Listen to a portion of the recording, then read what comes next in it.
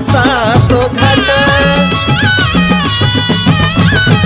सारावान केलं पापाचा नायनाट भेटला अंत करण हेच आरतीच ताट तुम्हा पाहून